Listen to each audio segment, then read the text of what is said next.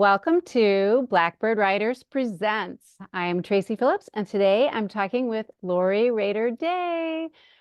Lori is an Edgar Award nominee and the award-winning author of the Agatha, Anthony, and Mary Higgins Clark Awards.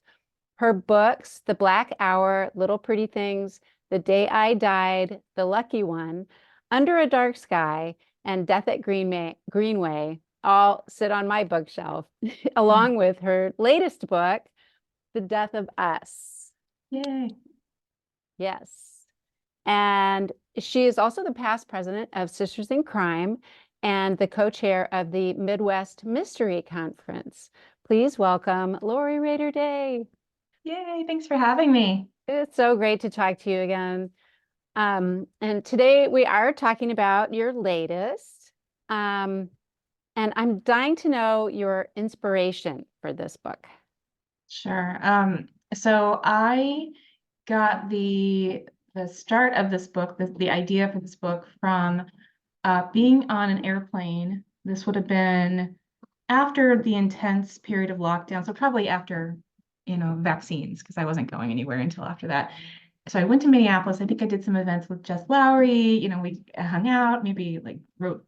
I think we did like a writer's retreat. And then I was coming home and I looked out the window and we were up in the air, 30,000 feet, whatever, but it was a clear day and you could see all the way to the ground. And I saw a quarry. It was very obviously a quarry, and it very obviously had some water seeping into it, which we can talk about quarries later, but there's water in it. And I thought, as we do, right? I bet there are some dead bodies in bodies of water like that, right? And it turns out I was right. After I did some research, I learned a lot about that. But the other part of the idea was right around that time, it must have been afterward, but the story in the news caught my attention. And it was a story about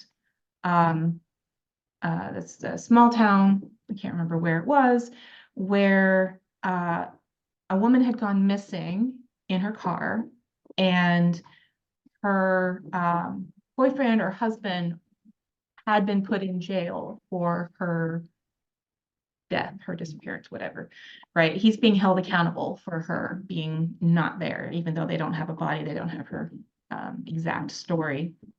So the news was coming out, though, that they had just discovered her car in a body of water and human remains. And it was very obvious to them that it had been an accident all along. Like it was just like maybe it was on a curve or something, And so I never followed up to see like what happened to the guy. I assume he was able to get out of prison since it seemed like actually nothing had happened to her. She had just had an accident.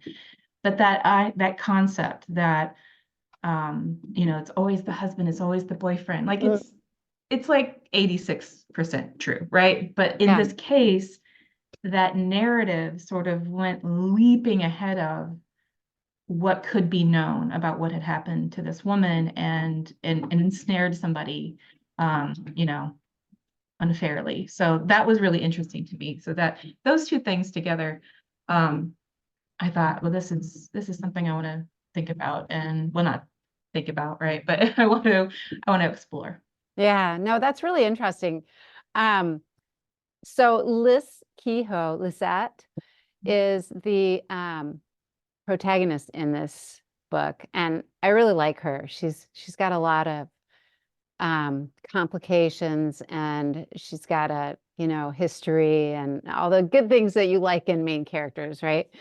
And so she raised her son Callan, who is like 15, and he was left on her doorstep when 15 years ago, when Callan was a baby. I'm messing It's up my complicated. question. I know it's complicated. Let me go through it because I've had to let you do it. I'll let you do it. I mean, it's so complicated. I'm like, why can't I just have a story where a woman is normal and has a normal life? So what I like about the story is, and like from the outside, it looks like her life is very normal, right? She's got a 15-year-old son. She's married to his dad, but they're having troubles, separated at this point at the beginning of the book. Right. and she's got a job at the kids' school. Like it's all very normal from from the certain distance. But as you said, 15 years ago, their origin story is very strange, right? So it is Link's son. He had an affair with another woman. This woman brings the child. This is Liz's rival, for Link's affections. Brings him to the doorway and says, where's daddy? And he's not there. So she leaves the kid with Lisette for an hour. I'll be back. But she doesn't return. So the story picks up 15 years later when Callan and his friends are out on a joyride they should not be taking, and they actually have an accident and discover in this curve where they have the accident, they discover his mother's car, and it's soon revealed that there are human remains in it, and that is what has happened to his mother, his birth mother. Yeah, I think it should be mentioned too that her car's like down in the quarry, but there's been a drought, right? Yeah, trying to figure out how do you hide a car for a long time? It's actually not that hard because some of these stories that I've researched since, like these cars are in sometimes really easy to find. Like some of them have been found by like Google drones. You know what I Oh, mean? Like wow. Yeah, finding taking just photos for the Google search when you put in an address you want to be able to see. And there'll be a car shaped thing in the water, not that right, deep, and you can drown in any level of water, but you can hide a right. car in not very deep water. So Yeah, because they wreck right there and they're climbing up on this sort of high point that they're not supposed to be on, he's looking down on at an angle that he's never seen, that very few people are going to risk seeing from that angle. And so, right. yeah, he's the one who finds his mother's car. And there she is. There she is. Yeah. Um, and the cast in this book is all kind of intertwined too, because they are seems like several of them are at varying degrees of relations, family relations. That's a small Um, town for you. yeah, definitely. Um, so let's talk about that a little bit. Sure. So I write about it's funny because I'm from a small town in Indiana, but I live in Chicago now. I was in Indiana for almost 30 years, born and raised, went to college, then moved to Illinois. And now I live in Chicago. My address is Chicago. So I live in the city. And I find that I want to write about both of those things, Yeah, but it's hard to do in one book. But have I done it? I'm not sure if I've done it, but I love to write about a place that I know very, very deeply, Indiana, or a place like Indiana, small towns where everybody kind of knows who you are and they know your story, right? Or they yeah. think they do. And key difference there. And then there's Chicago, where I didn't meet my neighbors. Like I met like maybe the people on either side of me, maybe two out. I met them when we first moved in. And then nobody. Like we would see Mhm. people, but you didn't talk to them. You don't interact with them until I got a dog. And then when Yeah, you're walking a cute puppy around the neighborhood, you find out who all the dog owners are, and then you get to know the dog owners, and we right. get to know the dogs. They're you know them by the dog's name, not their names. So until we get a dog, we lived here for like 8 years, and then met our neighbors because we got a dog. So it's Yeah. a kind of like being known, people knowing your story. I have been writing novels from my house. We lived here for 20 years, and I got published in 2014. So 9 years, almost 10 years, I've been writing books here. And not until the last like year and a half, 2 years, have my neighbors known what I do for a living. I think I told one person and it got around. Yeah. So apparently a Chicago neighborhood is much like a small town, which I'm going to take and use maybe. Yeah. I wonder, just a off tangent here too, because like I grew up in the 70s and like before cell phones and all of that stuff. And it just seemed like, I don't know, somehow, I mean, and I grew up in Indianapolis. It's a pretty big town. I mean, not a town, it's a city, but it's that same side of sense back then that everybody kind of knew each other. And I wonder if that, we carry that with us through with the writing and everything. And like you said, you grew up in a small town and that's what you write, Yeah, you know? I think it's what I know. So Yeah, I feel like if I know it, if I understand the mechanisms of it, then I can write it more true. It's like research I don't have to do, right? I know yeah, how that works. I know how people interact in a small town and where they hang out and what kind of things they'll say and what kind of things they'll just think but not say, so um right.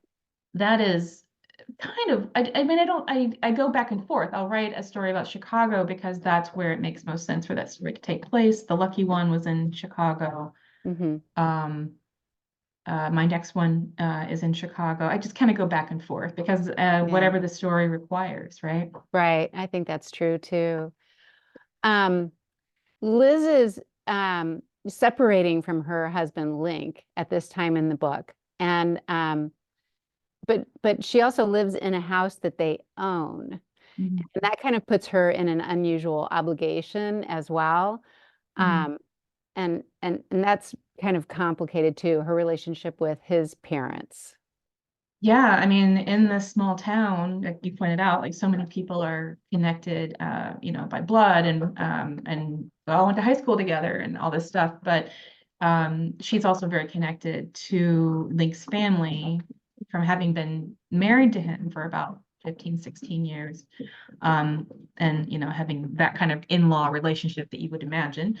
But also they live in his parents' house. And so Link, having that they're separated, he's moved out. He's left the house to Liz and their son, but it belongs to the mom-in-law. And so this already fraught relationship is made even worse. And it's also the kind of thing where people in town know they know who owns the house. They know that she's in it and they side with the mother-in-law, right? Like what they side with Link. Link is sort of the golden boy of the town. Every little town has one or Right. a But couple, he's not when but he's he's not in the house. It's his decision to, right. But to I'm saying leave. And so, he's not the golden boy either. well, he gets away with a lot of stuff, He right? So sure does, he's I a guess. he's a golden boy in that he can sort of sweet talk his way in. I think Liz at one point says he sweet talks his way in and out of trouble. So, a thing that she sees Callan starting to be able to do. So Right. yeah. And I don't think I'm giving too much away by saying that he sleeps around a lot. He sleeps, yeah, that's why they're separated. It's the sort of Hmm. thing that she sort of suspected, then and sort of assumed, and then decides that she can't live with anymore. So even though she put up with it for a long time, she has kind of put her foot down. But she also has hope because she loves Link and they've been together since they were children. Yeah. So part of her story is that Yeah. they broke up. He moved out. He's dating, as he has been their whole marriage, basically. And so she has a little fling of her own, except that it's with the local town marshal, who tells about half of the story. And he's still, enamored of her. She has decided to put that on hold because she still has hope for her marriage, which makes a lot of sense. They have a lot of Yeah. history together. They have this son together that she Right. cannot lose. Callan is her top priority. So she's most worried about, what she's always been most worried about is that something will happen to take Callan away from her. So if Right. his birth mother comes back, right, she's gone. If she comes back, she'll take him back. If this, if that. And now this divorce is might do it. Right. So what is it about Corey's? Oh, I love this question. I did not, if you asked, I think casually earlier, if I had Yeah, grown up yeah. near a quarry. The thing is, I kind of did, even though I don't think that I knew it. When I was about 12, we moved away from town, which was only about, at best 20,000 people, but we moved out into the country where we weren't near anyone. Our nearest neighbor was a half mile away. And but if you went by, a bird's view over country roads, there was a quarry. There is a quarry in the county, not that far from my house. And it sort of keeps getting bigger and bigger and eating up this area. There's like a whole road now that you can't just drive on anymore because it's owned by the quarry. And near that quarry, one of my cousins, like my dad's cousins, have this old barn that they converted into like a summer house, basically, like a place where everybody can come and have a family vacation. And we used to go over there. So I know that I sort of based a little bit of my knowledge about that, but also um, it's a limestone quarry, I decided, because in southern Indiana, there's a seam of limestone that sort of famously has been used to build some of the monuments, that we think of as the most beautiful in architecture. The Empire State Building, the face of it is limestone. I got married there, so it's one of my favorite buildings in the world. And the monuments in DC, like a lot of these like very white stone facade Right. buildings use limestone, and it all comes from this seam of limestone. So there's like In nowhere Indiana. place Wow. in Indiana, yeah. This one particular area, Huh. and so it's just like I like this concept of sort of this nowhere place Hmm. that people have toiled to get these rocks, this stone out of the ground, and then it goes off and it becomes this institutions that they will never see. And I think it helped me think about what small towns produce and Hmm. what value they have to the world, even though they don't actually get to enjoy a lot of it. Yeah. And of course, you can hide a lot of bodies Yeah. in the water. I mean, it sounds like the kind of place like I totally would have gone there when I was in high school and, try to cause trouble or whatever, or go swim in or, you know. I think there's a famous quarry in near Bloomington that was used in a movie. Breaking Away, I think is the movie. Oh, I think I know exactly what you're talking about. Yeah, the It's about a bicycle movie. cyclist. Yes, yes, it's Yep. about a cyclist, and they go swimming Hmm. in that. And so people, because when they see the movie, they want to go and go swimming there. And it's been blocked off. It's not a functioning quarry anymore, I don't think. So Well, and it's a they don't want dangerous place to go swimming, basically. exactly. So yeah, yeah. Some bad stories about people diving into quarries and hitting one of those shells. Well, yeah. Yeah.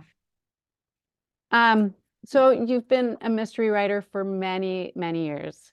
And I was wondering if your process has changed since book one Mhm. to now. That's a great question. I don't know if overall if my process has changed that much. I would have liked to say that it has improved, but I am not sure I can say that. Um, I think I sort of stumbled my way through my first project that got published, and that's just kind of how I do it now. I have all kinds of reasons why I think that process works for me. Uh-huh. I don't outline, and I know people do and they have great success with it. I wish I could because it sounds great. But you're a pantser like me. I am a pantser. Yay, Yay! Panthers! I love it. Yeah, I don't. A couple of reasons why. First of all, the thing I like about writing, the thing that gets me to come back, is that discovery, that feeling of discovery when you're like, I don't know what's going to happen, so I have to figure out what's going to happen, right? And I'm just writing, and something will happen on the page, or some little tidbit about the character that I didn't know will slip in, or some object that you just placed there for set dressing turns out to be important. That stuff is magic. It I don't is. really believe in magic, but that's the kind of magic that I'm like, I've seen it. It happens every time. And it's also what's interesting to me about doing the work. And if I didn't Yeah. have that, I don't think I would do it. Yeah. No, Right. I totally agree. That discovery is so important. And I just don't think, I don't see how you could get that with outlining and, having, um, planning it all out like that. And maybe people do. But I think people get I mean, this is the whole point. You should do it the way that you get, That works for you. the buzz. Where does the buzz come for you? Right. But I think people who outline, that's where they get it. And then they also have that satisfaction of, oh yeah, I planned it out this way and here we go. Yeah. Right. I feel confident and it's interesting to them to see it play out now that they've planned it out. I can see how that would work. I just don't think I could do it. The other reason I do it is because I don't think I would get my best ideas Mm-hmm. at the beginning when I'm looking at, from that vantage point at the very beginning of a story, and I just decide who the character is and what is most important to her before I even know a single thing about her. Right. Mm-hmm. I can think of a couple of things. I usually have a couple of ideas to Mm-hmm. start with. And then I just write, and it changes over time, as you know. And that part is exciting. That's where I get, the enjoyment, but also I get better ideas that way, I think, than I would if I was just standing at the beginning being like, I'm going to write about a person who Yeah. has this complicated life. And yeah. Yeah. I liked what somebody said once, that the first draft is the outline. And that's a Mhm. lot how it is for me. Yeah. It's like you don't want anybody to read that, but when you go back and you look at it, then you see how the story really can be and what it needs to Yeah, be I better. agree. I totally agree. I think it's about where you like to spend your time. Hmm. So I don't like to do prep work in any way. Like if there's a way that I could just jump in and figure it out, like I don't like instruction manuals. I don't like to Yeah. put Oh, things who reads together. those? I don't even like Legos if they come with instruction manual. I don't like to be told what to do. I don't want to read the how to and then do a thing. I just want to do the thing, right? Yeah. And that way in every aspect of my life. And so that's my personality. And so in a way, this is sort of like using my personality to get the work done anyway. But I think you're right. The whole like, so then the point is like, I don't mind at the end having revision. I don't mind Right. getting to a certain point and realizing, I just figured something out major. Okay, go back, do Right. it again. Like I go back and fix it. I don't mind Yeah. revision. But Yeah. people who have trouble with the unknown, they need the The outlines and scaffolding. yeah, They yeah, need yeah. the scaffolding. Yeah. And I understand that. I just don't operate that way. Yeah. I hear you. Um, so I once asked you if you ever thought of writing a series. Hmm. I did. I'm sure I told you my second book, Little Pretty Things, was in my head sort of a series starter. Mhm. I had imagined, 3 to 5 books with this character. I made her young, younger than I was by far, and I made her a little naive. I gave her like room to grow, right? I gave her like a Mhm. runway, we would call it now. Um, and but then at the end of the book, I sent it to my agent and then did something else entirely. I dug out a manuscript that I had written a long time before and then rewrote that, and that became my third book the day I died. Um, and I just never did anything with that character. And sometimes when I tell this story at conferences, there are a couple of people, Christopher Zgorski, one of them, one of the reviewer who comes to all the mystery events. He's like, I want that series. And I'm like, yeah, I don't know, maybe. But my thing is always that discovery thing, that same like uh foible that keeps me from planning too much also means that I need a shiny new thing Mm, to be excited about. yeah. And at the time I was working full time and using my lunch hours to get my writing done. I wrote my entire first 2 books Hmm. during my lunch hours, basically. So I just needed it to be exciting to get me to the page. So I would do the work at Yeah. all. And starting back with that same character just wasn't it. So I never did it.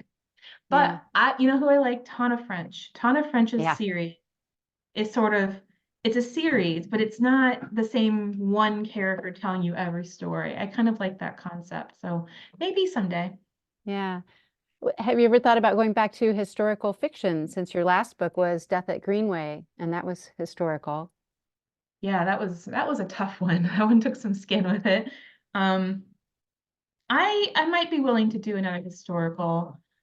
I did a ton of research for that book, which was not my nature. Remember, I'm Mhm. not a pre-work instruction manual person. So that was a book that exists only through sheer will, because I wanted it to exist.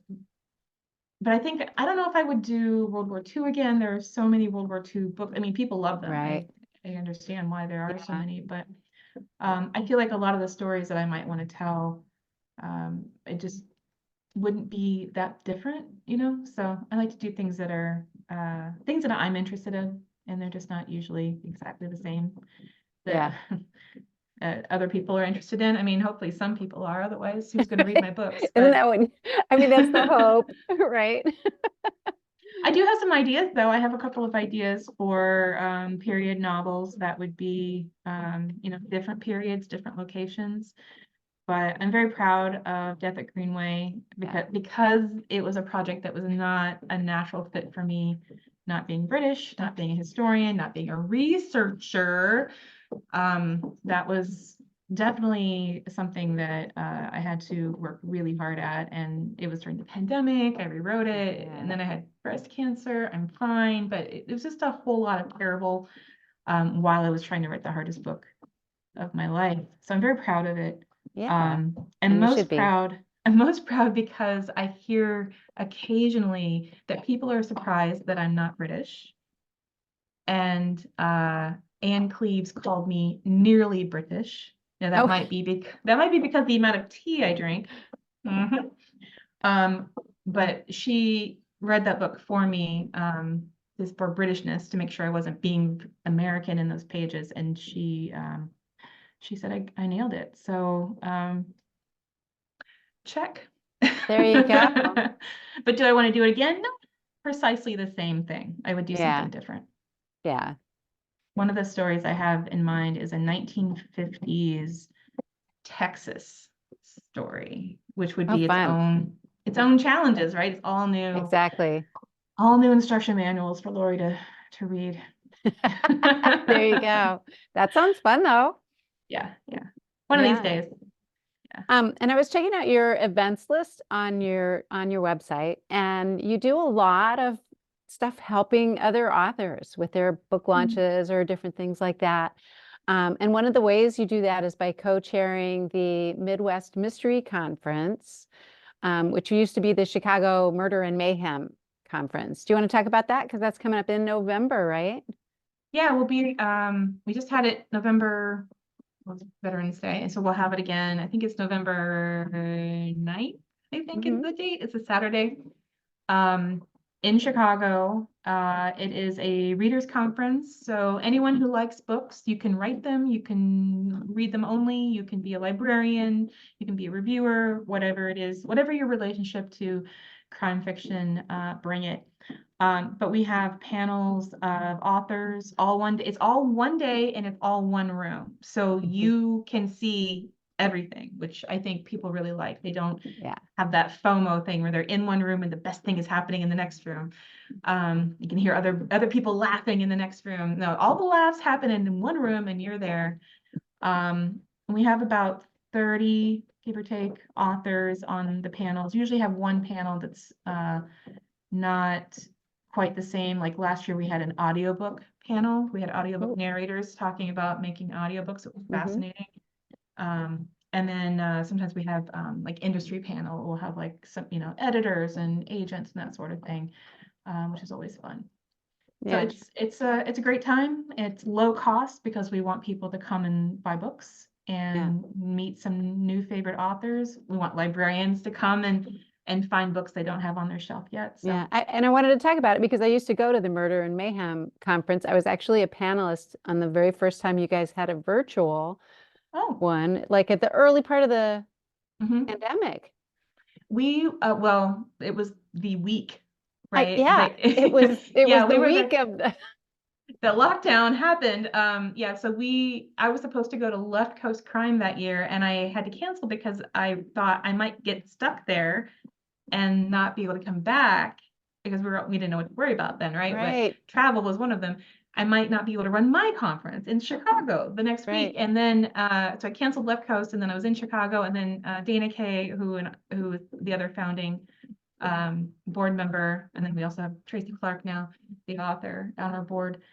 She and I were like, I don't think that we're going to be able to have this. And Right. so we canceled before they said we had to, and so we went virtual. We were the Yeah, I first. think It you sounds were like it sounds like a no-brainer now, right? Like right. you went virtual. Well, people were nervous and scared, but Dana does this kind of thing all the time. So she pivoted, not me, and we had the first I thought it was virtual. amazing. I think you were like the very first conference to actually do that.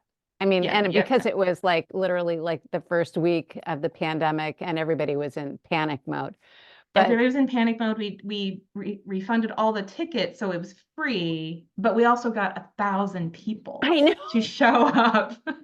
We I can't know. fit 1,000 people into Roosevelt University, but we had 1,000 people because it was the first thing, and it was so comforting, I think, to be doing something with our friends and something normal. I mean, it didn't feel quite normal yet, but it Yeah, felt like, okay, if this is what we have to do, we can do this. We can do yeah. this. So it is a really great conference. And so anyway, I highly recommend it if you're not sure what the Midwest Mystery Conference is. It's amazing. You guys do a great job. Thank you. Yeah, Yeah, thanks. We don't have the tickets open for this year yet, but keep an eye on it or sign up for our mailing list and you can get information about that. cool. Um, you talked a little bit about what you're working on now. When can readers expect your next book? Ooh, I don't know. I haven't signed a contract for it yet. So I'm closing in on a first draft and we'll just see. So probably sometime in 2025 because it takes a little while, right? Yeah, I do have a short story coming from Ellery Queen this year, so that's my fun sweet. thing this year. I'm really excited about that. So the new project is set here in Chicago, and it is about a country and western singer, an Americana singer here in Chicago. I'm having so much fun with it. It came from in 2020 when I was the national president of Sisters in Crime, and I talked 4,500 members into doing NaNoWriMo, right? Like I was like, we should sponsor this and get in front of new people. So I talked us into doing it, and then I was like, oh, I've never actually done NaNoWriMo, National Novel Writing Month, so I'm gonna have to do it, right? So if I didn't have a project going, and I don't know, I just wasn't writing anything at the moment. So the night before you're supposed to start, I made a list of all the things that were making me happy: dogs, country music, American music, um, Chicago beer, cereal. I was low carbing it, so I miss cereal. And so I just threw that all in, because that's what you're doing when you're writing national 50,000 words in a month, right? You're just throwing words at a piece of paper anyway, Yeah. blank document. So I just went for it. And then I got about 15,000 words, and then I put it away, wrote this book, published this book, whatever. Um, but I got it out a few months ago and thought, oh, this is really fun. I think I'm in the mood for something fun. So I'm finishing that. Oh, that's cool. It Yeah, sounds fun. it is. It's been really fun. When I first read it, it made me laugh a couple of times. I'm like, oh, maybe I'll try this. Yeah. Maybe I'll make some jokes. People who see me on events are always like, oh, you're so funny moderating that panel. Are your books funny? No. Not usually. Right. But this one is, so I'm having Well, I fun with hope, it. mystery readers will still be able to expect a dead body. Oh, of course. Yeah. Okay. Dead body, missing person. So two mysteries. Yeah. All And right. cowboy boots and dogs and cereal. So yeah. Awesome. Where can viewers and your readers find you and your books? LoriRader-Day.com for anything about me, including event schedule and stuff like that. You can sign up for my mailing list if you're interested. Very occasional newsletters about things that are happening. And then I'm on all the stuff, Facebook, not Twitter anymore, but Facebook, Instagram, and you can get my books wherever books are sold. They are published by HarperCollins, so they're pretty easy to find. Awesome. Thank you so much. It's been a wonderful conversation. And It's been great talking to you. Yeah, I wish you the best of luck with your country dog mystery. Country singer, cowboy boot. Country dog. Yeah, that'll be the cover. That'll be the name of it. Country dog mystery. It is not the title of the book. No. I'm calling it Wreck Your Heart. So we'll see if that stands. It's a little hard to say. So that's one of the things that, like, do I want to say this for the next 2 years of my life? We'll see. Yeah. Well, we'll be looking for it. Thanks a lot, Tracy. Yep. Thank you. Bye, Bye-bye. everybody.